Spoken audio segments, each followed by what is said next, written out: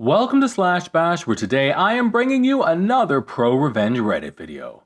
In our first story, my neighbor didn't like my style. Let's jump right in.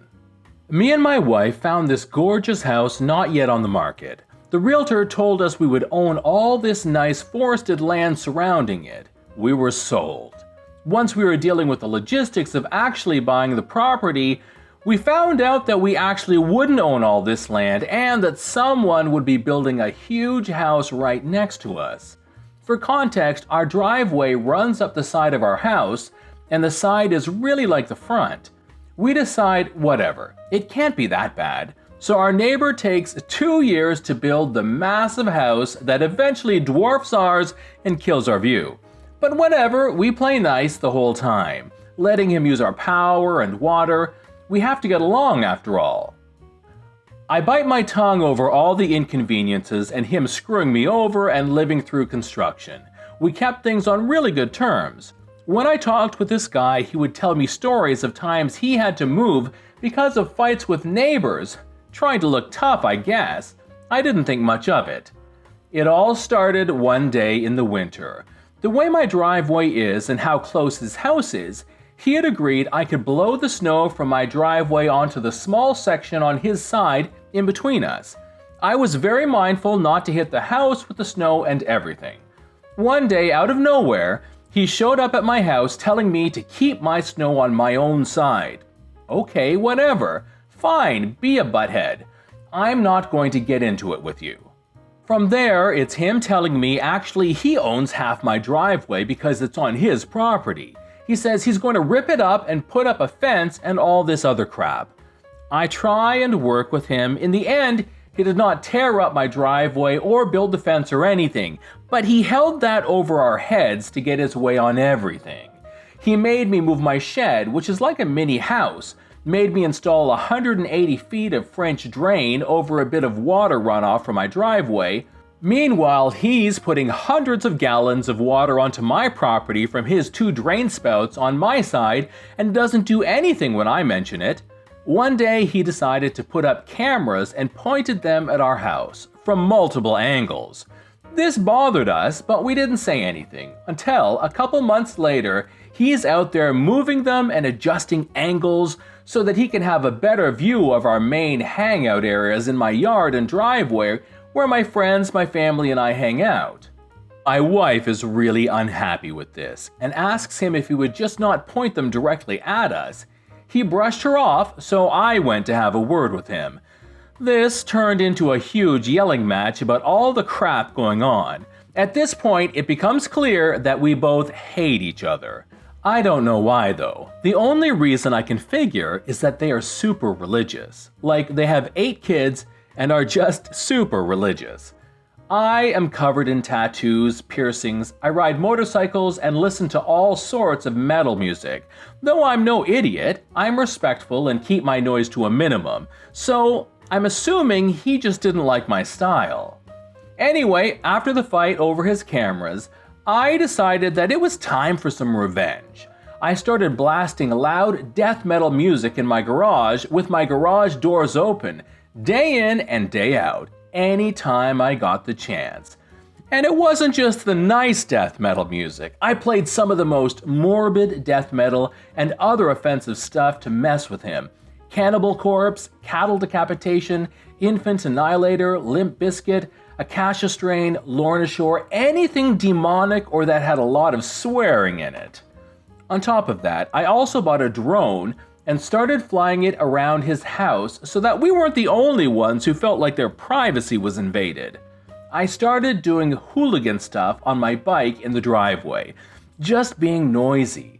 After a couple of months, near Christmas, we see a special Christmas present for us. A for sale sign goes up on his property. A couple more months down the road and it's my birthday. My present this time is that they are loading up trucks and leaving. It was the best birthday present I could ask for. Just to show you how crazy this guy was, he brought us a Christmas gift basket. Though it pissed me off, my wife accepted it. The gift basket thing just shows how crazy he was. He would do stuff like that, gift baskets, waving at us, saying hi. then turn around and do something to start a problem. I'll never understand it, but I'm glad it's over. I took this as my pro-revenge win. My new neighbors are quiet and are never home. Workaholics, 6 a.m. to 9 p.m. Life is good. Story number 2. You steal my identity, I steal your cars.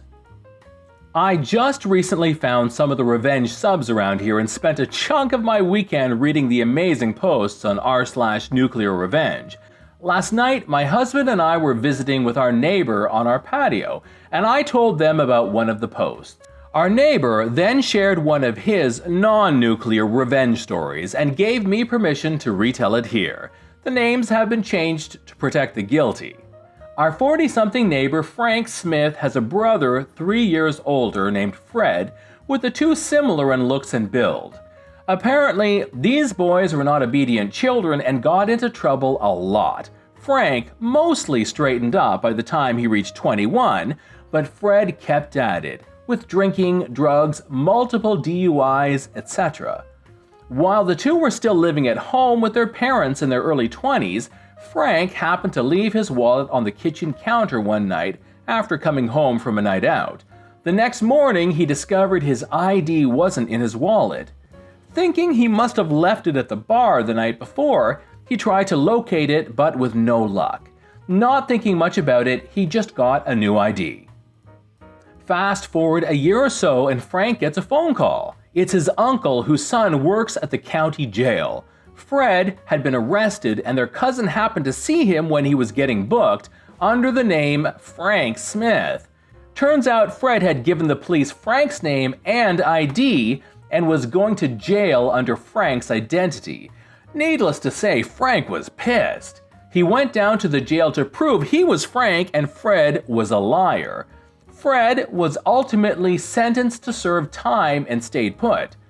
During the time that Fred was in jail, Frank received a letter in the mail from the state BMV. It said his 2 vehicles, an Audi sedan and a VW Bug, were due for e-checks, emission checks. Frank was confused because he only owned a truck.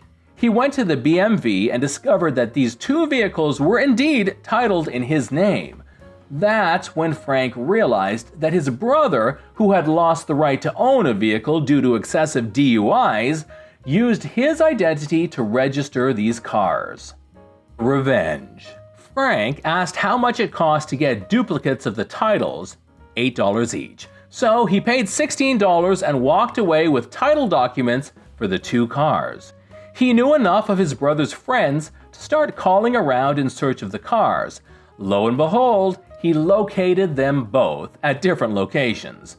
Frank is a knowledgeable mechanic and could start these cars without keys, but he knocked on the door of each house where the cars were. He explained to each person that he owned the title to the car, showing them the document, and gave them the opportunity to remove their belongings from the vehicle before he took it. They understood and didn't push back, taking their things out of the car and handing him the keys. Frank proceeded to sell both cars and pocket around $3,000 for all his troubles. The good news is that after his stint in jail, Fred got sober and became someone that Frank could actually be friends with. This is John from Slash Bash. Thanks for watching. If you've enjoyed the video and want to be the first to know when the next one drops, then subscribe and hit that notifications bell. I'd love for you to drop a like, share with your friends, and I'll see you in the next one.